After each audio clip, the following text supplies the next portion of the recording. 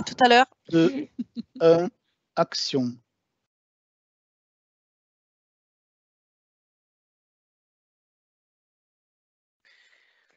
Bonjour à tous. Écoutez, il est 11 h, donc on vous propose, conformément à l'invitation que vous avez reçue, de démarrer ce webinaire donc consacré à l'entrée en DSN de la fonction publique, webinaire qui est proposé par le comité net entreprise de la région Midi-Pyrénées et qui sera donc co-animé par un grand nombre d'experts, des experts de l'URSSAF forcément, des experts de la DGFiP, des experts de l'assurance maladie représentés aujourd'hui par la caisse primaire de l'assurance maladie du Tarn et enfin des experts de la CARSAT Midi-Pyrénées. Donc on annoncera le sommaire juste après afin de voir les points sur lesquels vous serez accompagnés aujourd'hui.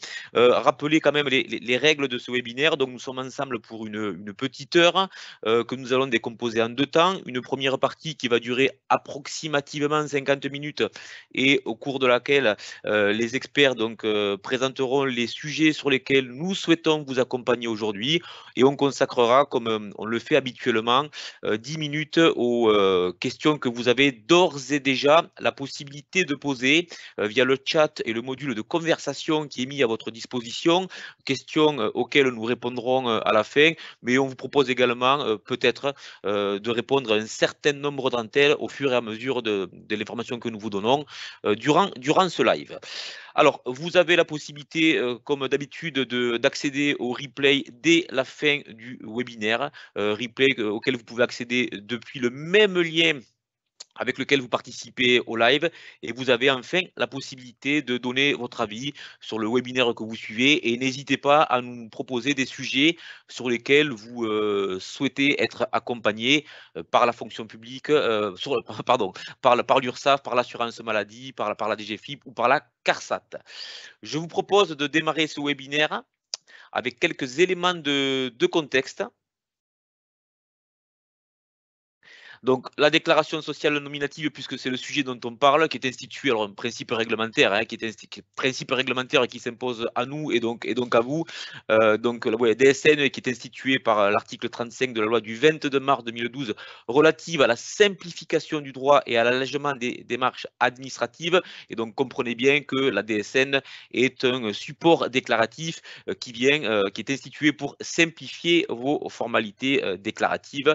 Alors, vous êtes après le secteur privé, la fonction publique en phase de DSN depuis le 1er janvier 2020 et successivement progressivement jusqu'à janvier 2022, puisqu'effectivement l'entrée en DSN pour la fonction publique devait s'achever au 1er janvier 2022, date à laquelle la dernière phase devait rentrer en DSN, mais vous le verrez, on le rappellera, qu'il y a encore, même si les chiffres sont relativement bons et particulièrement bon en Midi-Pyrénées, mais nous avons encore quelques structures qui n'ont pas complètement intégré la DSN à leur modalité déclarative et qui ne pourront pas rentrer en cours d'année en DSN et qui rentreront donc officiellement en DSN au 1er janvier 2023. Alors les quelques structures au niveau national, il y en a quand même 90% qui ont respecté l'obligation légale de déposer leur DSN pour la période d'emploi de janvier, donc des chiffres nationaux qui sont plutôt bons. Petit focus sur Midi-Pyrénées maintenant. Et à Midi-Pyrénées, ce sont 96% des employeurs publics de la région qui ont respecté l'obligation légale de déposer leur DSN pour la paie du mois de janvier. Et on peut être collectivement fiers de ces chiffres. Et donc, nous, on vous dit merci pour avoir respecté les engagements qui sont les vôtres. Alors, on a certainement participé à la réussite de ce support déclaratif, puisque ce webinaire s'inscrit dans la suite logique des événements physiques ou des webinaires qu'on vous a proposés depuis 2019.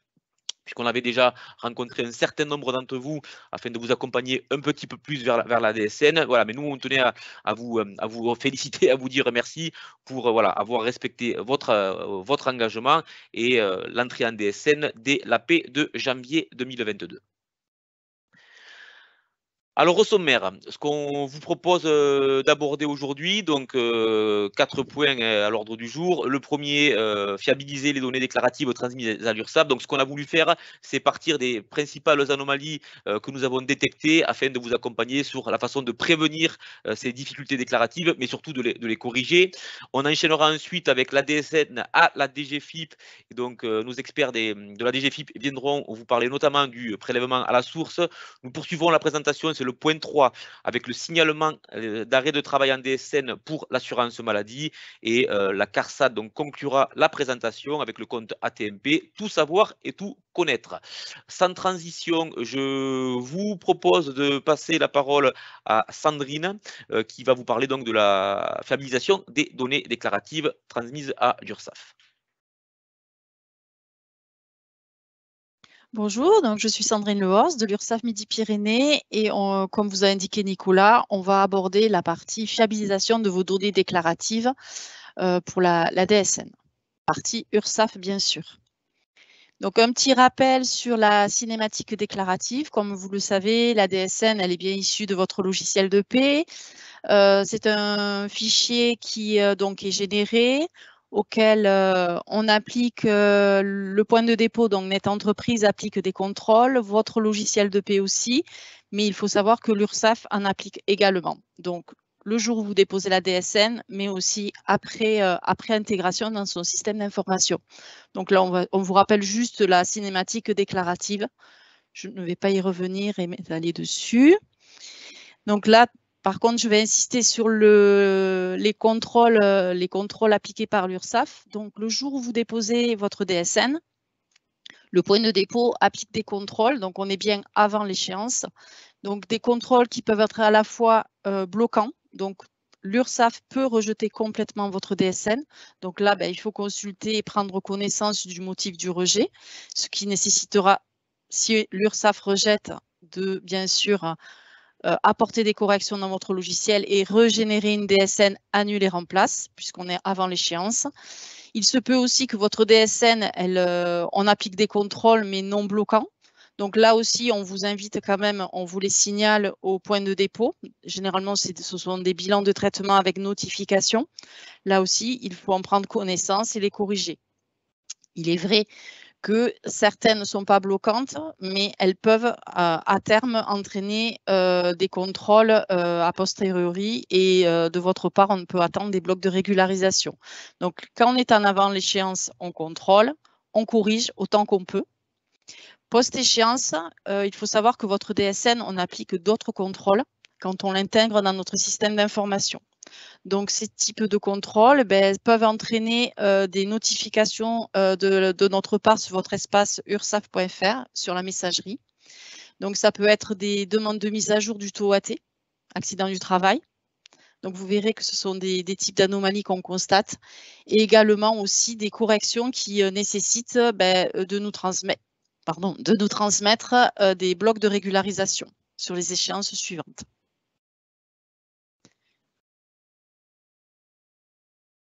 Pour rappel, votre tableau de bord Net Entreprise, donc pour chaque organisme, il y a une délivrance d'un compte rendu métier. Pour la partie URSSAF, elle se situe ici, URSSAF, avec un compte rendu. Il est vrai qu'on peut vous délivrer un compte rendu métier sans notification, mais ça ne veut pas dire que quand on va l'intégrer dans notre système d'information, on ne va pas détecter d'autres anomalies. Donc, très important déjà de prendre connaissance sur le tableau de bord du compte rendu métier. Mais il faut savoir que post-échéance, vous pouvez recevoir via votre messagerie ursaf.fr, bien sûr, une notification d'information ou une demande de correction.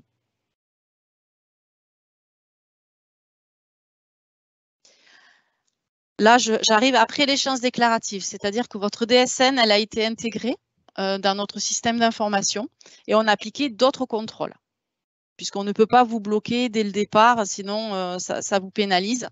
Donc, on applique d'autres contrôles.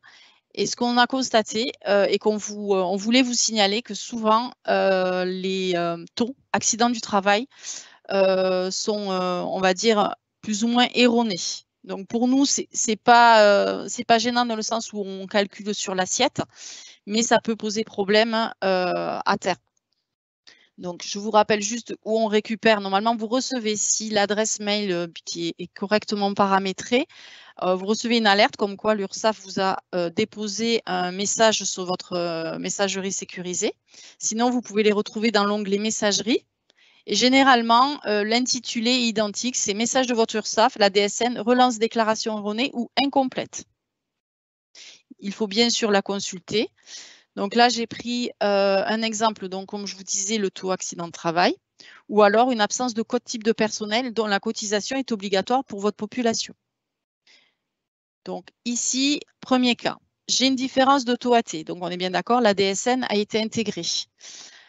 Je vous consultez donc le document déposé. Donc là, j'ai pris un extrait. On vous indique, en fait, le gestionnaire vous indique que le taux AT que vous avez paramétré dans votre logiciel était de 1,80 alors que la CARSAT a informé l'URSSAF qu'il était à 1,79. Donc ça, c'est une information. Donc, ce qui nécessite de votre part de le mettre à jour dans votre logiciel.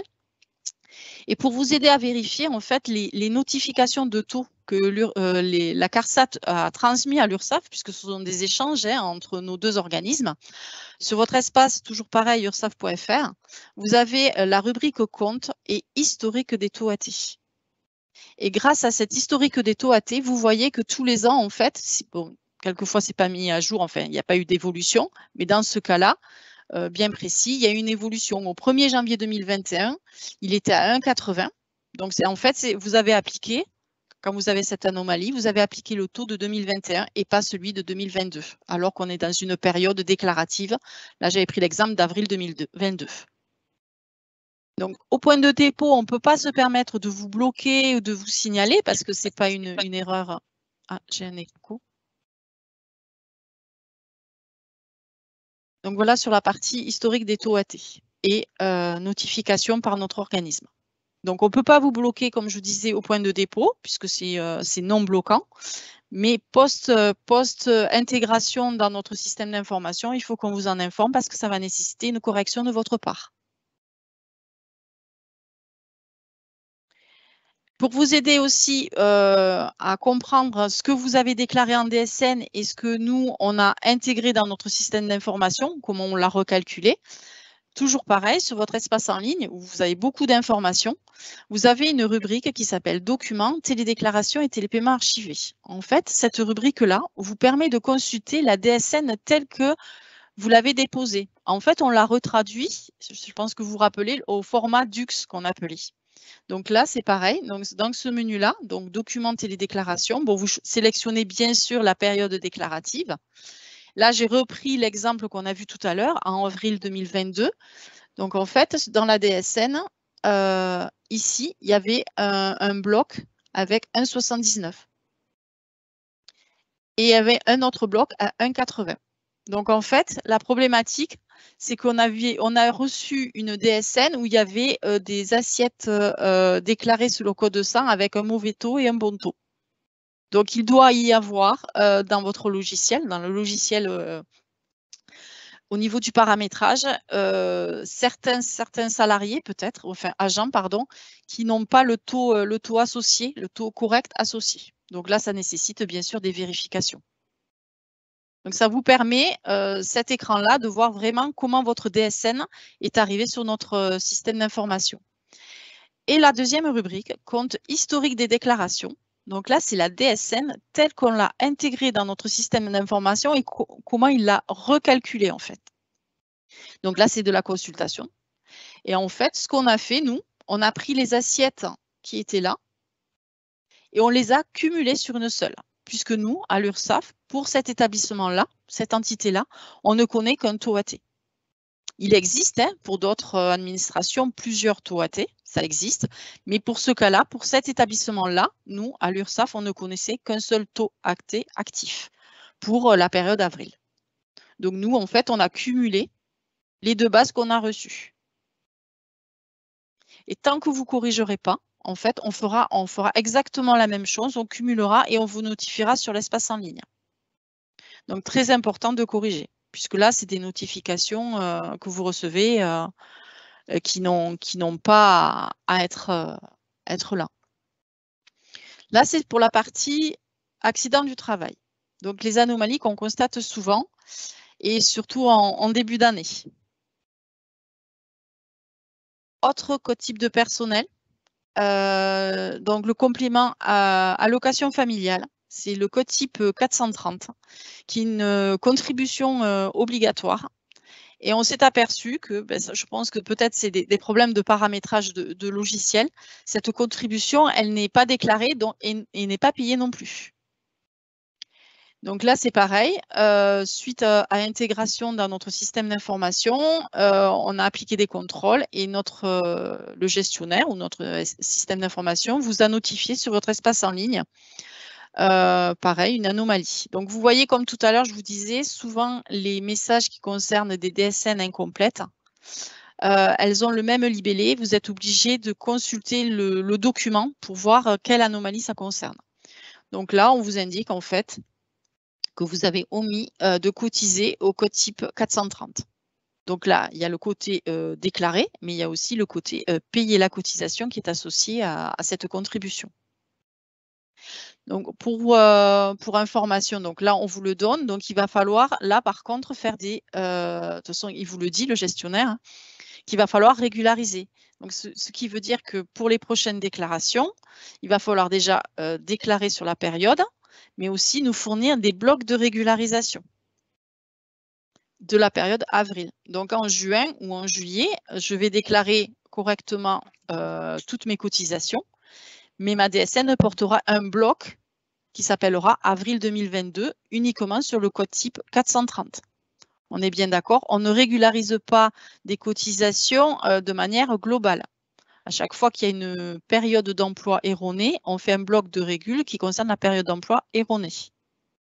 Donc, si je n'ai pas cotisé en janvier, février, avril, janvier, février, mars, avril sur le code type 430, mes DSN devront porter un bloc de régule janvier, février, mars et avril. Donc, 4 blocs de régule avec le code type 430 et la cotisation et bien sûr le paiement qui est associé.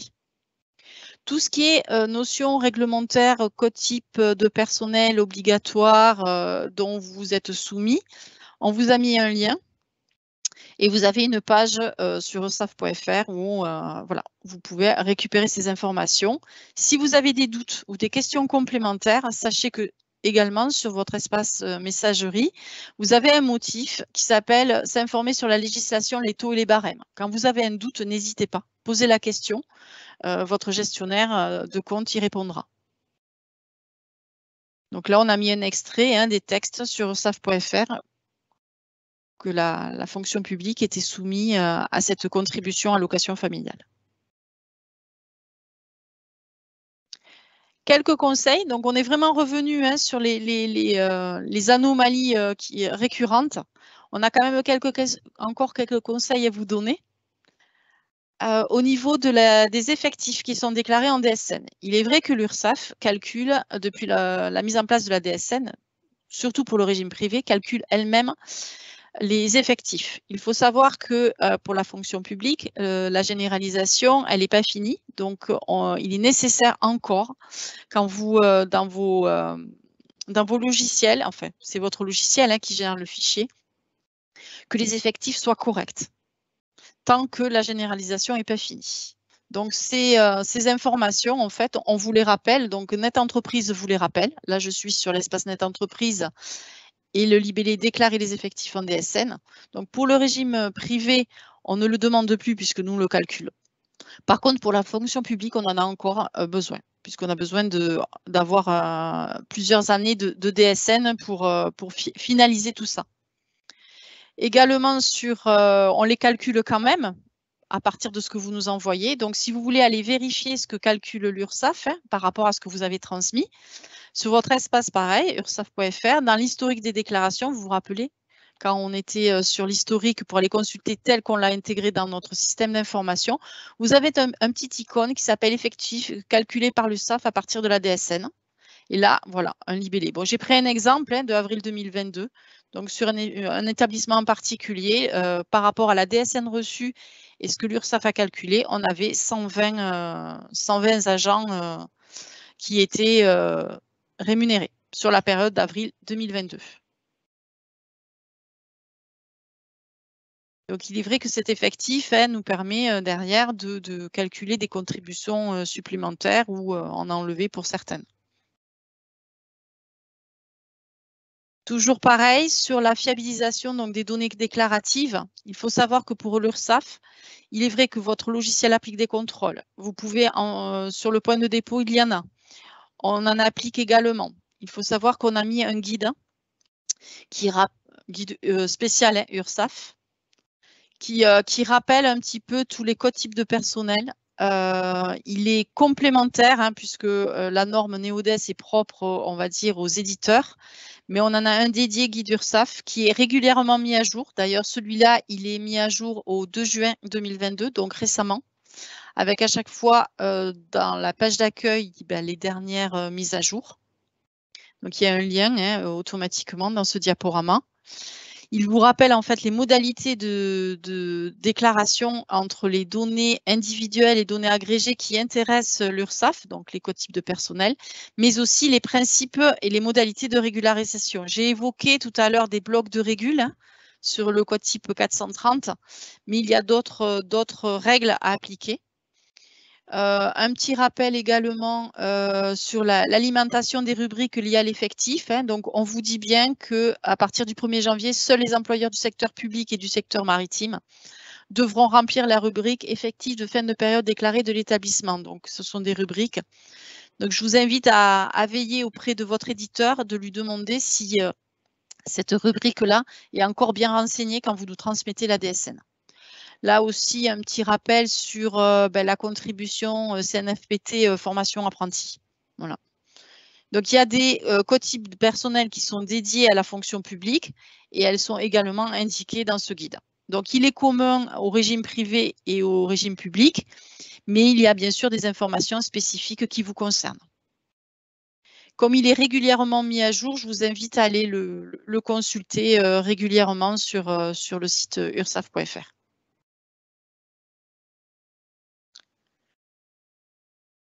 Également sur ursaf.fr, très important pour communiquer et échanger avec vous. Quand vous vous connectez sur ursaf.fr, vous avez un onglet qui s'appelle « Mon profil », gérer les coordonnées.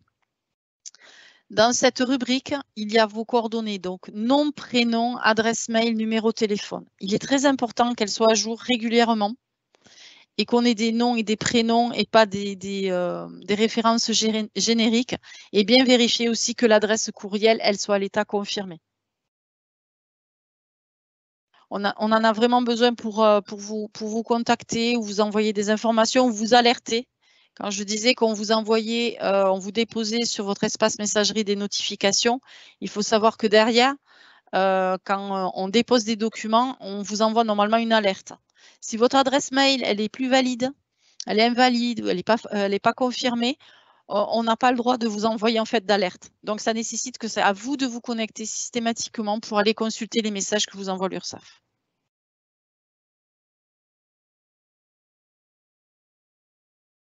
Le paiement des cotisations, pour la fonction publique, il faut savoir qu'elle est uniquement par virement. Il existe pour le régime privé le télépaiement, mais la fonction publique, c'est exclusivement par virement. Il faut savoir que depuis un petit mois, on a mis à votre disposition un nouveau service qui vous permet d'obtenir de manière sécurisée les coordonnées bancaires de l'URSSAF, qui vous permettront de les communiquer à votre trésorerie. Donc, ce nouveau service qui permet aussi de bien affecter, il rappelle la période concernée, puisqu'on s'aperçoit souvent quand les virements nous arrivent que des référencements ne sont pas corrects. Là, grâce à ce service, il y a un référentiel qui est très bien fait et qui vous permettra de paramétrer ou de transmettre à votre trésorerie les références correctes pour l'URSSAF, du moins Midi-Pyrénées. Donc, ce nouveau service, il est disponible via votre messagerie. Il faut sélectionner donc la rubrique « Un paiement », connaître les moyens et dates de paiement et obtenir les coordonnées bancaires de mon organisme afin d'effectuer un virement. Voilà pour le paiement par virement. Également, pour avoir des informations complémentaires, Je vous invite à vous abonner aussi aux lettres d'information URSSAF. Donc là, c'est URSSAF, mais de manière générale, c'est le site réglementaire avec les nouveautés. Pour le côté URSSAF Midi-Pyrénées, on est sur les réseaux sociaux. Donc là, c'est Twitter, mais il y a LinkedIn et il y a le site local URSSAF Midi-Pyrénées. Généralement, c'est là aussi où on dépose nos supports de présentation qu'on a mis ou nos webinaires qu'on a effectués auprès de nos différents publics. Voilà pour ma partie. Je vais laisser la place aux personnes de la DGFiP. Merci à vous.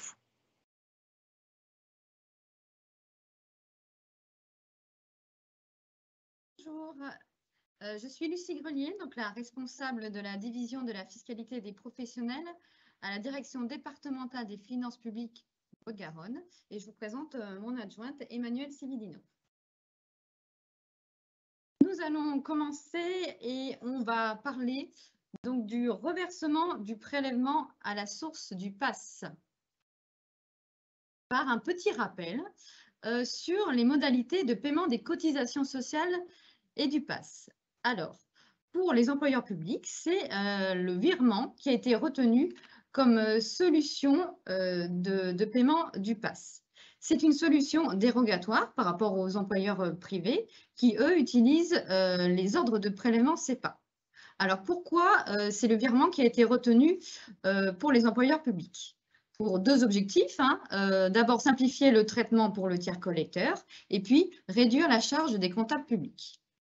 Un petit rappel sur le fait que le virement se fait sur le compte bancaire de votre service des impôts des entreprises. On va aborder maintenant la notion de remplissage de la zone libellée du virement. C'est un rappel qui s'adresse en fait plus particulièrement aux trésoriers, à vos trésoriers et agents comptables, mais c'est toujours bon à connaître. Votre trésorier ou votre agent comptable doit respecter très strictement les références qui permettent de remplir cette zone libellée du virement. Pourquoi ? Parce que si c'est bien rempli, ça va permettre l'appariement automatique de la déclaration et du virement. Alors, le motif de l'opération ne doit comporter que 23 caractères et en 3 catégories. La première catégorie, c'est la nature d'imposition. On doit retrouver les 3 caractères obligatoires PAS. Ensuite, la deuxième partie doit correspondre à la période au titre de laquelle la déclaration est déposée. Et vous voyez le format, on retrouve un format obligatoire selon le mois et l'année. Et enfin, la dernière partie, c'est le numéro SIRET du tiers collecteur qui doit être porté sur le motif de l'opération avec les 14 caractères obligatoires. Quand faire le virement? Alors, le virement doit respecter un timing très, très serré puisque vous faites votre déclaration en mois M et donc le virement doit parvenir au service des impôts des entreprises entre le premier jour du mois M+1 et la date d'exigibilité du prélèvement qui varie en fonction de la taille de l'organisme qui est soit le 5 ou le 15 du mois. Alors, il faut faire très attention à bien respecter ce délai puisqu'il y a entre le moment où le paiement est validé par votre trésorier et votre agent comptable et le moment où le compte bancaire de votre SIE est crédité, il y a un délai de 2 jours. Donc, il faut impérativement que vous ayez donné les éléments déclaratifs à votre trésorier ou agent comptable à J-3, c'est-à-dire au plus tard le 2 ou le 12 du mois pour être sûr que le virement arrive en temps et en heure sur le compte bancaire du SIE. Je laisse maintenant la parole à Emmanuelle. Donc, on va voir un peu quelles sont les conséquences des régularisations déclaratives que vous pouvez faire au niveau de votre DSN. Donc, un petit rappel, les régularisations déclaratives se font via le portail de Net Entreprise. Donc, la DGFiP n'est pas compétente pour vous aider à compléter tout ce qui est bloc de régularisation.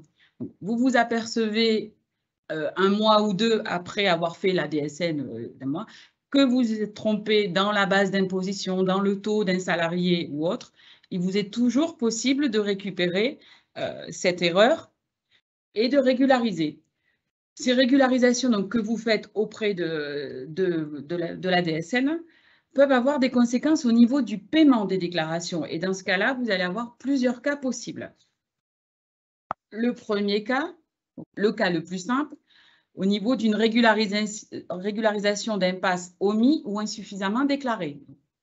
Au titre du mois de votre DSN, vous allez déclarer le montant du PAS prélevé au titre du mois.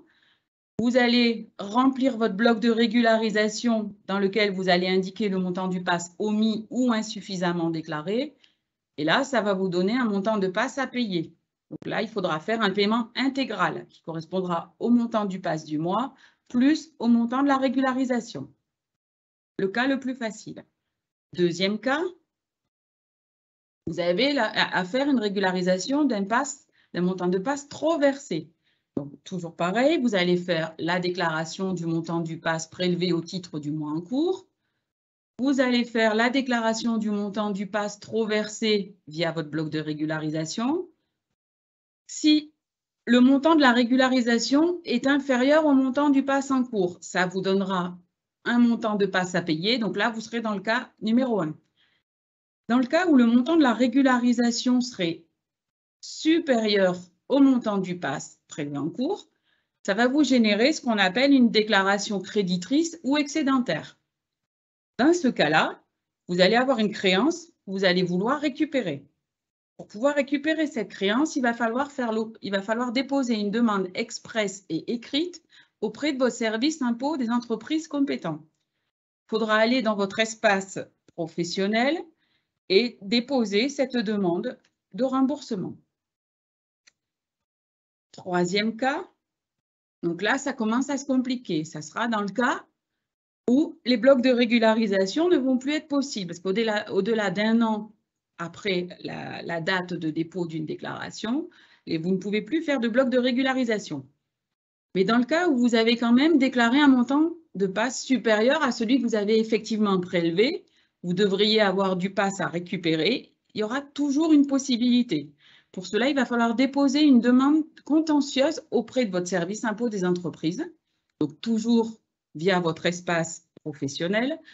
Dans cette demande, il faudra indiquer donc, les montants du mois de PAS déclarés, donc les montants erronés, et ainsi que la liste de tous les bénéficiaires des revenus impactés. Dans cette liste, il va falloir donc faire un petit tableau dans lequel vous allez indiquer les données de l'état civil, le montant de la rémunération nette fiscale et le montant du PAS dû qui sera aminoré. Le service impôt des entreprises recevra votre demande, comparera un petit peu avec la DSN que vous avez déclarée initialement et si tout est bon, procédera au remboursement. Et dernier cas, non, juste la petite diapo avant, s'il te plaît, Sandrine. Merci. Donc, on est toujours dans le cas où vous ne pouvez plus déposer de bloc de régularisation. Vous avez prélevé un montant de PAS, mais vous l'avez pas déclaré ou pas suffisamment déclaré. Si vous n'avez pas déposé de déclaration initiale ou de déclaration rectificative, le service impôt des entreprises ne va pas pouvoir prendre en compte vos régularisations. Le montant du PAS sera directement régularisé au niveau du salarié lors de la liquidation de son impôt sur le revenu. Donc, en fait, ce qui est vraiment important et le plus simple pour vous, c'est si vous avez commis une erreur, c'est d'essayer d'être dans le délai d'1 an pour pouvoir procéder aux régularisations. Ça sera la forme la plus simple pour vous. Si vous avez une déclaration intégrale avec un paiement intégral, vous payez directement. Si vous avez une déclaration créditrice, vous revenez vers le SIE qui procédera au remboursement de cette créance. Je repasse la main à Lucie. Je vais vous parler maintenant de la défaillance déclarative. Parce que cette défaillance déclarative, c'est-à-dire si vous ne faites pas votre déclaration en temps et en heure, elle est sanctionnée. Et donc, vous allez recevoir une lettre de relance envoyée par votre service des impôts des entreprises qui est automatisée. C'est-à-dire que les services d'impôts des entreprises n'ont pas la possibilité de bloquer cette lettre de relance. À partir du moment où vous êtes défaillant, vous la recevez. En effet, chaque mois, la DGFiP reçoit des fichiers qui sont transmis par l'ACOS et la MSA et qui donnent la liste des défaillants. Et c'est ce qui permet l'envoi de ces lettres de relance. Si jamais vous recevez une lettre de relance et que vous estimez qu'elle ne vous semble pas justifiée, il faut impérativement que vous vous rapprochiez des organismes sociaux pour vérifier les informations qui sont portées et qui pourrait justifier éventuellement le non-dépôt de ces déclarations. Par exemple, s'il y a la fermeture d'un compte cotisant. Et surtout, pendant cette période de régularisation, n'oubliez pas de faire des déclarations néantes si vous n'avez pas de salariés pour éviter de recevoir ces lettres de relance. Alors, qui dit défaillance dit ensuite amende, voilà, avec des montants qui peuvent s'élever, qui peuvent être assez élevés puisque c'est un pourcentage des retenues et des déclarations, des montants que vous n'avez pas fait, avec 3 types d'amendes, 10% pour absence de dépôt de déclaration, 10% pour dépôt tardif et 5% pour erreur de taux ou s'il y a une omission. Donc, ces amendes sont également automatisées. Si vous pensez qu'elles ne sont pas dues, il faut contacter votre service des impôts des entreprises en produisant des justificatifs et votre SIE pourra éventuellement suspendre l'amende. Mais il n'y a que le service des impôts des entreprises qui est à même de savoir effectivement si vous pouvez bénéficier de cette suspension. Donc, voilà le point qu'on voulait faire avec vous. Je laisse effectivement la main maintenant à l'assurance maladie qui va continuer.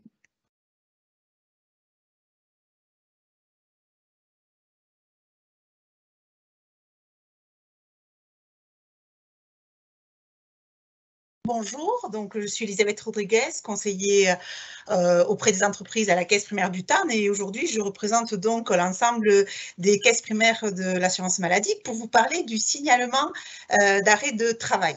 Donc désormais vous réalisez des DSN mensuels pour transmettre l'ensemble des éléments de la paye de vos agents. Concernant l'assurance maladie, je vais vous présenter le signalement arrêt de travail qui vous sera d'un grand intérêt.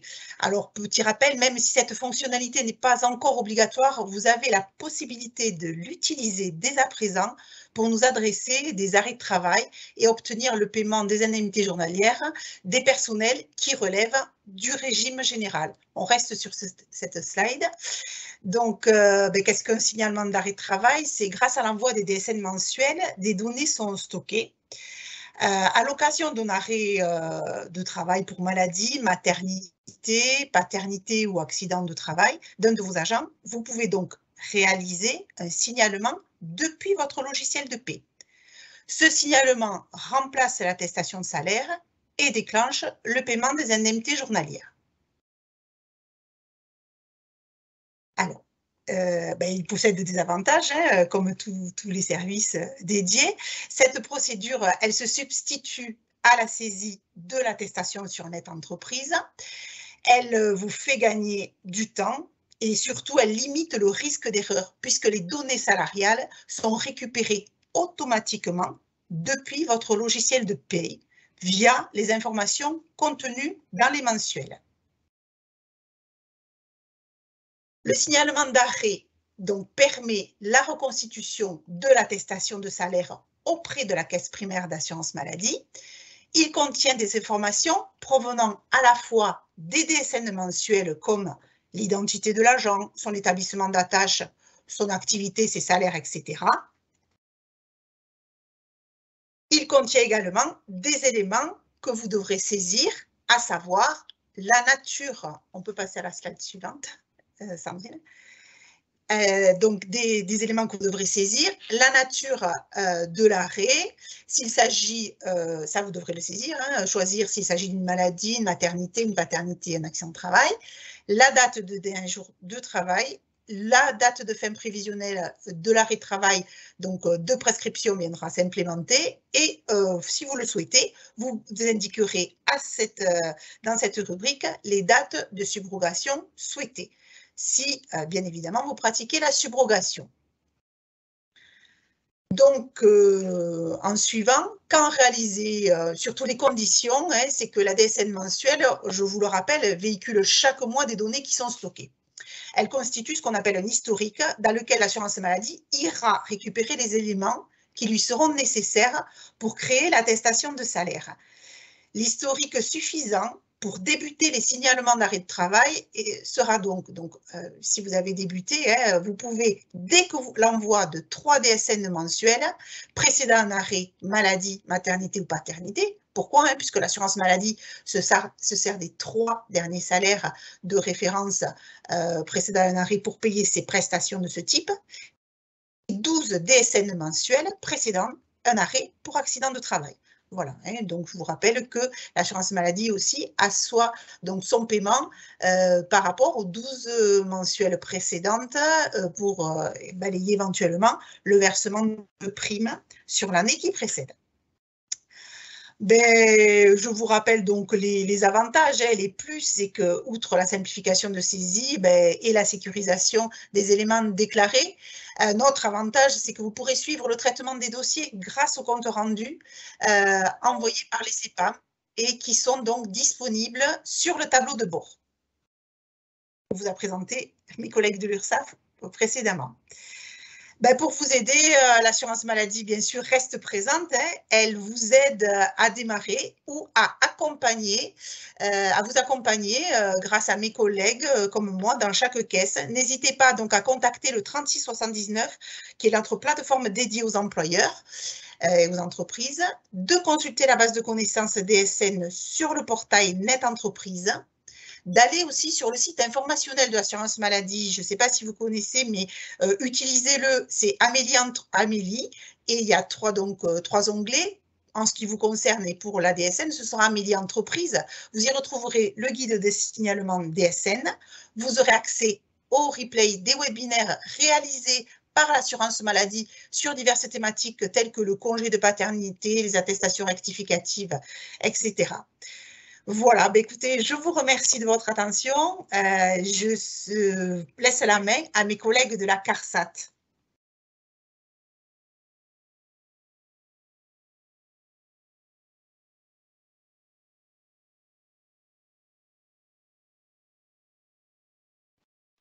Merci. Bonjour à tous. Je recommence, je crois que le son.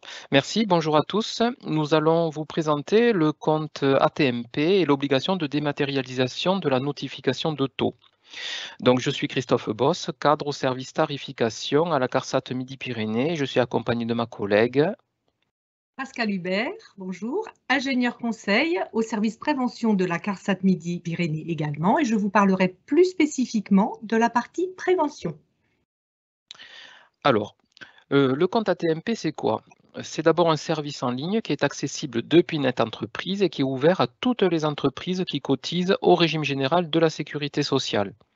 Et nous allons vous présenter donc les modalités d'inscription et les avantages pour vous, employeurs, même si vous n'avez qu'un seul salarié, à utiliser ce service-là. Alors, c'est un service gratuit, il est actualisé quotidiennement, disponible 24 heures sur 24, avec tout un bouquet de services qui vous est proposé et que nous allons détailler ci-après. Alors, dans les services, il y a la consultation des taux de cotisation notifiés de votre ou des établissements avec le détail de leur calcul. C'est un gain de temps pour vous puisque dès le premier jour de l'année, pour entrer dans vos logiciels de paye le nouveau taux de cotisation, vous pouvez aller directement le récupérer, le consulter. Vous avez aussi la notification dématérialisée des décisions de taux de cotisation dont le téléchargement reste disponible mais à la seule main de l'entreprise. Et on va en reparler un petit peu plus loin. Un autre service utile, c'est le bilan individuel des risques professionnels que ma collègue du service prévention va vous détailler. Il y a aussi d'autres services disponibles. L'attestation des indicateurs des risques professionnels, c'est un document qui est nécessaire pour répondre à un marché public et qui est demandé dans ce cadre-là. Avant, la demande devait être faite par téléphone ou par courriel auprès de la caisse régionale et maintenant, il est de suite disponible et téléchargeable sur le site. Enfin, vous avez les barèmes des coûts moyens par secteur d'activité qui vous permet de mieux comprendre l'impact financier d'un accident du travail ou d'une maladie professionnelle, puisque c'est là la base de calcul du taux de cotisation. L'écran suivant, voilà. Alors là, vous voyez sur cet écran qu'il suffit en fait d'aller chercher sur la liste des services disponibles sur Net Entreprise le compte ATMP. Vous le basculez sur la droite, puis vous validez et par cette validation, en fait, vous faites l'adhésion au compte ATMP. Alors, sera fourni un tutoriel à l'issue de ce webinaire où que vous pourrez consulter et suivre pour pouvoir faire l'adhésion. Alors, l'administrateur de votre compte net entreprise, c'est la personne qui pourra faire l'adhésion. Et il est très important que l'adresse courriel renseignée et le mot de passe doivent être précieusement renseignés et conservés surtout parce que cette adresse mail est utilisée pour vous envoyer toutes les informations nécessaires et notamment l'information vous précisant que votre notification est disponible en téléchargement sur le compte. Donc, il est très important qu'elle soit vraiment correctement orthographiée. Ensuite, sur le... Là, ça allait un petit peu plus vite, mais vous voyez que sur le chat, enfin, on vous mettra les liens si nécessaire, ils sont disponibles sur le document. Alors, la page suivante. Les tiers déclarants ne peuvent pas se substituer à vous, entreprise, pour ouvrir un compte. Mais depuis juillet 2020, par contre, ils peuvent accéder au compte de leurs clients, c'est-à-dire avoir la vue sur le compte ATMP comme s'ils étaient vous-même clients, visualiser toutes les informations nécessaires à la gestion du portefeuille client, tout ça à travers un seul point d'entrée unique qui est le compte ATMP. Par contre, pour pouvoir avoir cet accès, ils doivent avoir fait la DSN 2021 et ils doivent avoir sélectionné le service compte ATMP pour pouvoir ainsi avoir accès à toutes les informations vous concernant. Par contre, ils n'auront pas accès à la notification dématérialisée. C'est le seul point pour lequel ils ne peuvent pas avoir d'accès. Ensuite, la dématérialisation de la notification des décisions de taux donc, est une obligation pour toutes les entreprises de plus de 149 salariés depuis janvier 2020. C'est l'article 83 de la loi de financement de la sécurité sociale pour 2020. Cet article prévoit que pour toutes les entreprises au 1er janvier 2022, l'obligation s'applique. Il y a eu un petit palier intermédiaire au 1er janvier 2021 pour les entreprises d'au moins 10 salariés. Mais par contre, maintenant, depuis le 1er janvier 2022, c'est absolument obligatoire pour toutes les entreprises d'au moins un salarié et sous risque de pénalité si l'obligation n'est pas remplie. Alors, en ouvrant votre compte ATMP avant le 1er janvier, enfin à compter du 1er janvier 2022, vous allez adhérer au compte ATMP et automatiquement, vous serez inscrit au service de dématérialisation de la notification, qui est l'obligation légale. Ensuite, alors, pour les entreprises ayant plusieurs établissements, ce qui arrive, toute ouverture du compte ATMP par le siège social, c'est pour ça qu'il faut le faire par le siège social, entraîne l'ouverture automatique du compte pour l'ensemble des autres établissements de la même entreprise. Donc, en une seule fois, vous adhérez pour le siège social et automatiquement, ce dernier et tous les établissements seront adhérents. Ce qui va permettre de répondre à l'obligation légale de dématérialisation pour absolument tous les établissements de l'entreprise en une seule fois. Donc, cette notification dématérialisée accessible a la même valeur juridique que le courrier et l'accusé de réception papier. Le papier va disparaître du fait de l'adhésion au compte ATMP et au service de dématérialisation. Vous aurez ce document disponible au format PDF sur Net Entreprise et vous ne recevrez plus de courrier papier qui sera complètement supprimé et remplacé par cette dématérialisation avec la même valeur juridique. L'entreprise est informée par mail que la notification est disponible. Donc, soit ils utilisent le lien du mail, soit ils vont directement sur le compte Net Entreprise et ils pourront récupérer la notification. Et là, je laisse la parole à ma collègue Pascal. Oui, merci. Alors, c'est quoi le bilan individuel des risques professionnels et à quoi peut-il servir? Ce bilan regroupe plusieurs informations. Vous allez y retrouver le nombre de sinistres enregistré pendant une triennale, donc le point 1 au centre de la diapo, c'est le nombre de sinistres par an pour les 3 années qui ont servi à déterminer le taux de cotisation de l'année N. En 2, en bas de l'écran, le positionnement de l'établissement par rapport à ses pairs. En 3, le numéro de SIRET concerné et en 4, le PDF téléchargeable du document.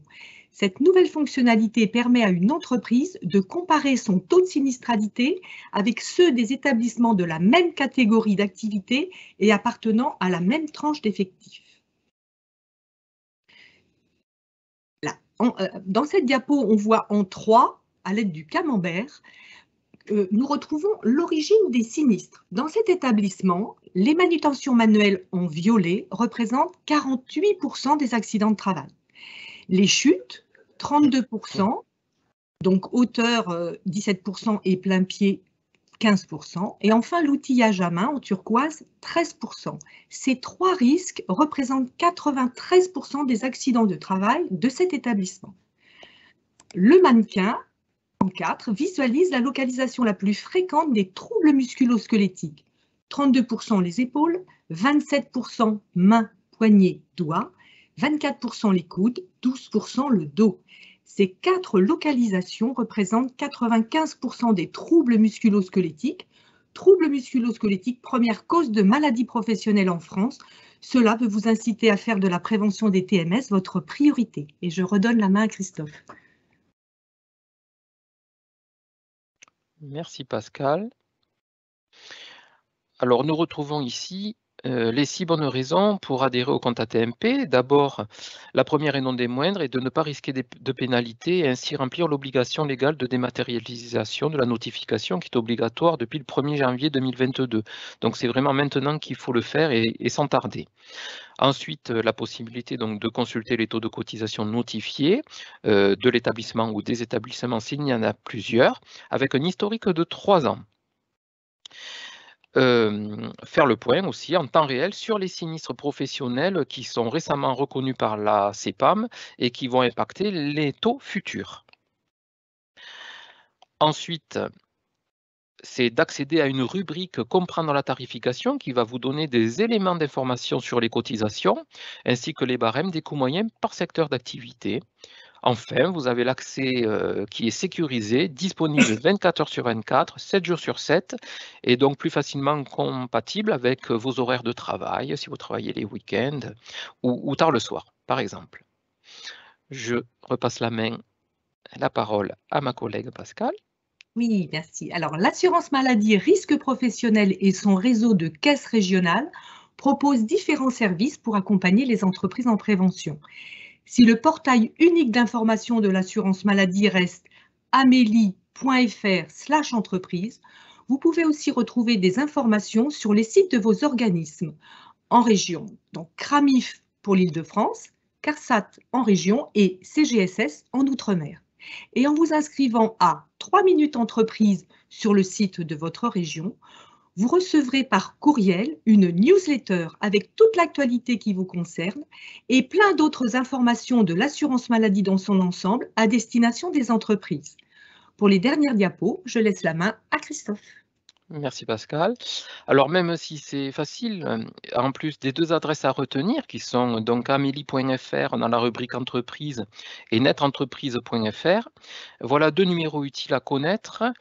Il y a celui de la plateforme employeur de l'assurance maladie qui vous a été présenté tout à l'heure, le 3679, qui est un numéro unique qui permet de joindre donc l'assurance maladie pour toutes vos questions concernant à la fois les indemnisations de vos salariés, maladie, paternité, maternité, ATMP, mais aussi la prévention et la tarification des risques professionnels. Si vous avez un problème d'accès à NetEntreprise, le numéro c'est le 0820 3x0 516. Là, c'est pour tout ce qui pourrait être des problèmes techniques. Par contre, les problèmes de réglementation, c'est plutôt le 3679. Enfin, pour joindre le service tarification de votre caisse régionale, privilégiez donc le 3679 qui vous orientera vers le bon interlocuteur. Vous avez aussi des adresses mail. Pour le service tarification, c'est tarification.at@carsa-mp.fr. Pour le service prévention sans accent, carsa-mp.fr. Alors, nous vous accompagnons au téléphone.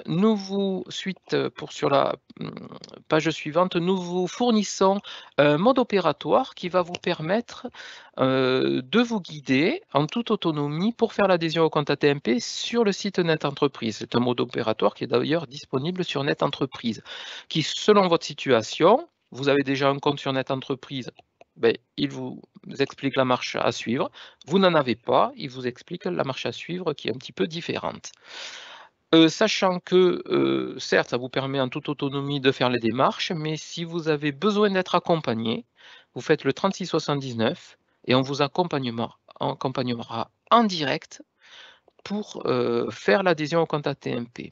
Vous pouvez aussi nous envoyer un mail à l'adresse du service tarification en précisant bien votre nom, prénom, téléphone, SIRET et raison sociale, en disant que vous souhaitez être contacté pour être accompagné. Là aussi, on vous rappellera pour vous accompagner en direct dans l'adhésion. Voilà, on ne vous laisse pas seul, on vous accompagne, on vous informe, mais on vous aide. Bien, écoutez, je vous remercie pour votre attention et je vous propose de répondre aux questions éventuelles que vous posez. Merci. On va répondre du coup aux questions. Je pense qu'il y en a eu au fur et à mesure, donc je vais essayer de reprendre.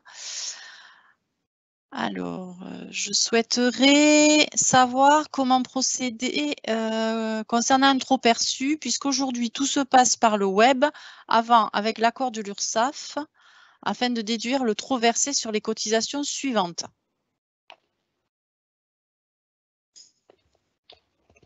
Alors, déduire, déjà, il faut que l'URSSAF, Ambre, je ne sais pas si tu as pu répondre, mais normalement, l'URSSAF, si on détecte que vous avez trop versé, on vous notifie sur votre espace en ligne un crédit. Donc, il faut toujours attendre, bien sûr, que l'URSSAF vous notifie cette déduction.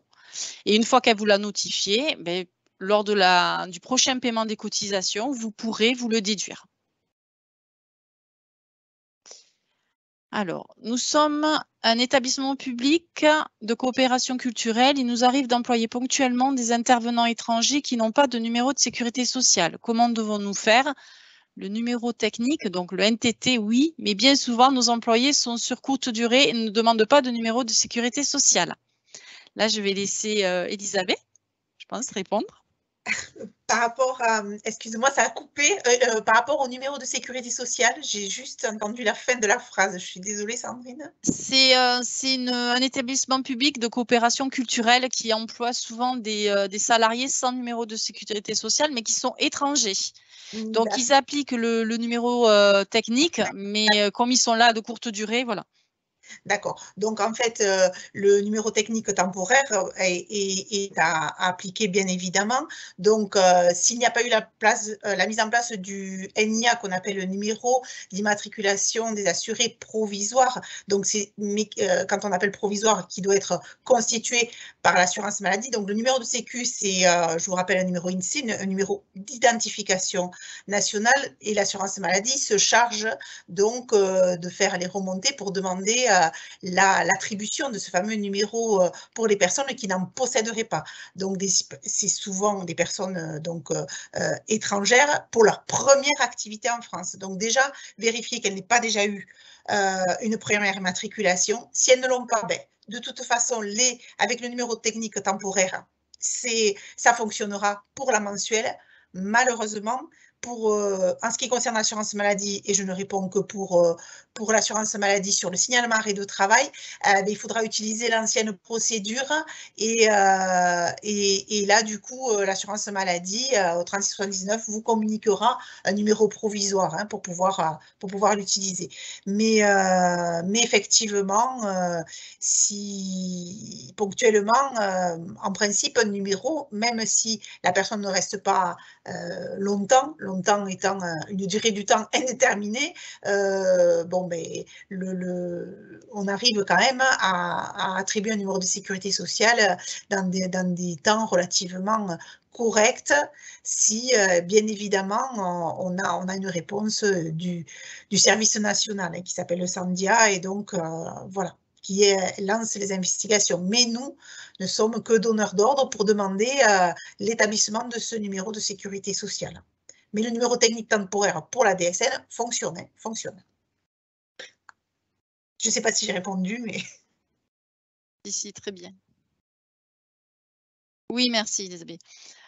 Autre question, là, ça concerne plutôt Net Entreprise. Donc, ma collègue est partie à la retraite. Elle était administrateur sur Net Entreprise. Je ne sais pas comment l'enlever et me mettre à sa place et rajouter une autre personne et déclarant. Alors, tout ce qui est sur Net Entreprise et gestion de l'abonnement, normalement, sur Net Entreprise, vous avez quand même de la documentation qui est assez bien faite. Sinon, je vous invite à contacter leur assistance. Ils vous guideront. Là, je vous avouerai qu'on, voilà, tout ce qui est abonnement, on vous avait mis le numéro. Oui, je peux me permettre. Ce qu'il faut, c'est que seul Net Entreprise peut supprimer un administrateur. Donc, il faut contacter Net Entreprise pour qu'il supprime l'administrateur et qu'éventuellement, il transfère les droits sur la nouvelle personne qui le remplace. Et l'idéal, dès lors qu'on a l'information que quelqu'un part, que ce soit la retraite ou pour d'autres raisons, c'est de contacter Net Entreprise en amont, justement, pour supprimer le compte et faire le transfert des droits sur une autre personne et faire l'inscription de l'autre personne en lieu et place du premier. Tout simplement, voilà.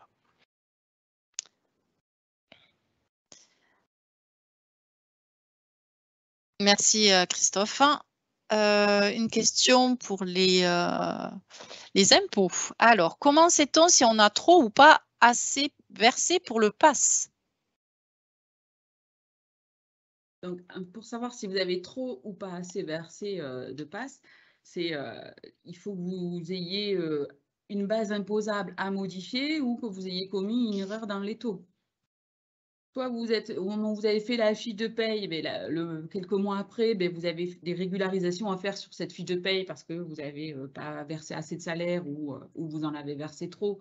Vous faites vos régularisations sur la fiche de paye, mais en même temps, du coup, il faudra rectifier le montant du PAS en plus ou en moins via le bloc de régularisation.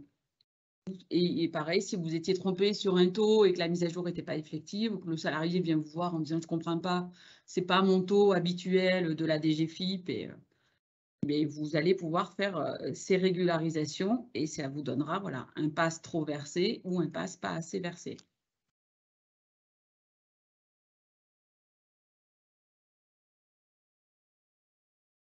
Alors, une question pour Elisabeth de la Caisse primaire. Les DSN événementiels seront-elles obligatoires pour la fonction publique et si oui, à quelle date? Alors, donc, aujourd'hui, elles ne sont pas obligatoires. Hein, je le répète, c'est en fait, vous avez la possibilité de déclarer sur Net Entreprise les signalements arrêt de travail pour en obtenir le remboursement des indemnités journalières. Je n'ai pas de date d'une obligation. Je souhaite aujourd'hui quand même vous rappeler l'intérêt de la procédure dès que vous connaissez par rapport à votre logiciel de paie que cette fonctionnalité est active. Utilisez-la. Joignez-nous pour voir au 3679 pour avoir un accompagnement. On vérifiera vos premiers flux. On l'a fait déjà avec pas mal d'administrations, de collectivités territoriales pour leur personnel qui relève du régime général. Pourquoi? Parce que en fait, ça vous enlève entre guillemets, la responsabilité du rapatriement des salaires. Et c'est vraiment quelque chose d'important pour vous. On est chacun dans notre cœur de métier. Aujourd'hui, vous faites une déclaration mensuelle. Toutes ces données-là sont déjà transmises une seule fois. Utilisez ce signalement DSN dès que vous savez que vous avez la possibilité de le faire vers les caisses. L'obligation, elle viendra de fait, plutôt que j'allais dire ordonnée, puisque c'est quand même un sacré avantage de n'avoir qu'une seule norme de transmission. Et ensuite, ça existe depuis 2015, l'employeur privé l'utilise et l'utilise à un très bon taux de transmission via cette norme, donc ce signalement d'arrêt, plutôt que de la saisie sur notre entreprise quand il n'a pas le choix. Aujourd'hui, juste un petit rappel, le temps partiel thérapeutique ne peut pas se faire via un signalement DSN. Ça y est, ça sera possible. La possibilité va en être donnée à partir du mois de septembre. Donc en plus, voilà, plus ça va aller, plus tout va pouvoir être possible via cette norme déclarative. Donc non, oui, je suis honnête, c'est pas obligatoire aujourd'hui pour l'employeur de la fonction publique, pour les personnels qui dépendent bien sûr du régime général, mais c'est vraiment un intérêt à l'utiliser pour vous, bien évidemment pour nous, puisque derrière, on va avoir tout qui arrive de la même façon, sur une même norme, et on pourra mieux vous accompagner. Mais l'intérêt majeur, il est chez vous.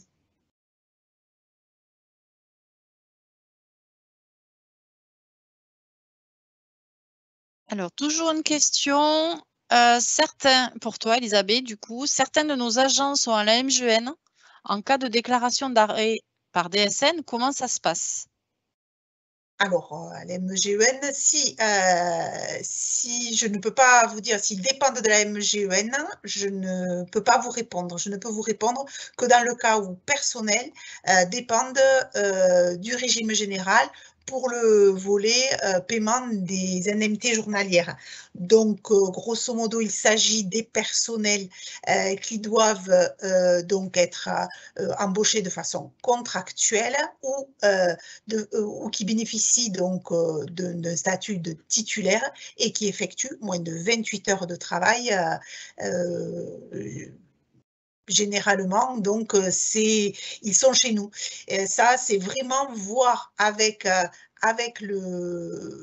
l'immatriculation, j'allais dire, le centre d'affiliation de ces personnels-là, et vous pouvez toujours nous appeler, hein, on verra si vous pouvez nous envoyer faire cette déclaration chez nous. En fait, c'est tous les personnels pour lesquels vous utilisez notre entreprise aujourd'hui pour nous envoyer. La MGEN, donc n'étant pas sur ce portail-là, mais il y a des gens qui travaillent pour, j'allais dire, dans des établissements ou des structures dépendantes de la MGEN, mais qui ont ce statut qui leur permet, qui les affilie à la caisse primaire. Et donc, dans ce cas-là, oui, vous pouvez faire du signalement d'arrêt de travail vers l'assurance maladie. C'est en fait la caisse d'affiliation qui va déterminer si oui ou non vous pouvez le faire. Si il est affilié à la caisse, donc au régime général, à la caisse nationale, pardon, puisque maintenant nous gérons aussi les travailleurs non salariés, hein, mais bien évidemment, vous pouvez établir un signalement d'arrêt de travail pour ces salariés-là vers notre organisme. À vérifier, hein, dans certains cas oui, dans certains cas non, j'allais dire.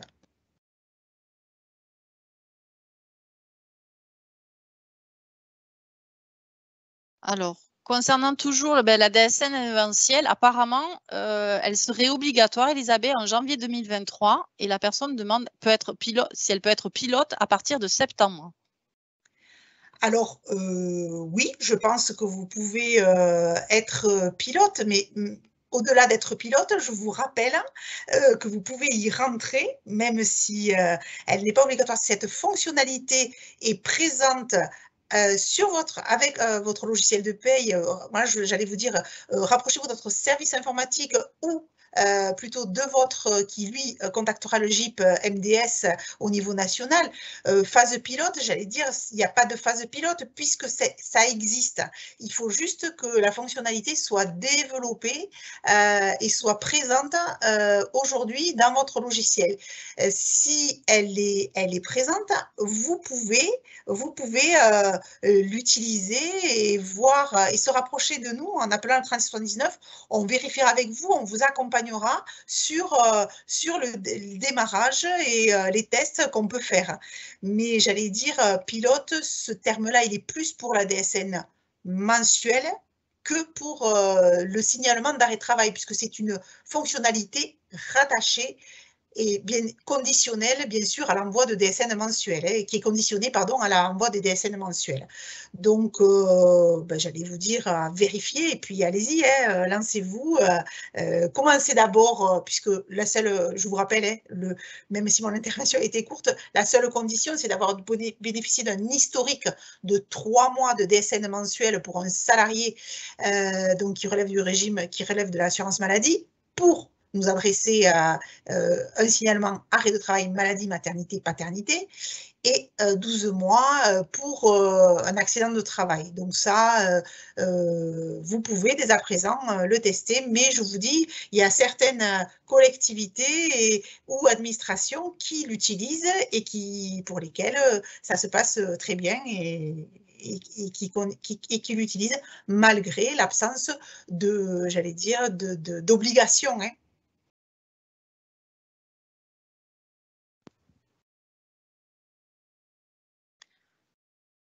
Alors, est-ce qu'il y a une obligation de certifier les gestionnaires qui déclarent les arrêts de travail et si oui, par quel organisme? C'est toujours pour moi? Ben, arrêt de travail, oui. Non, pas besoin de alors, c'est l'organisme.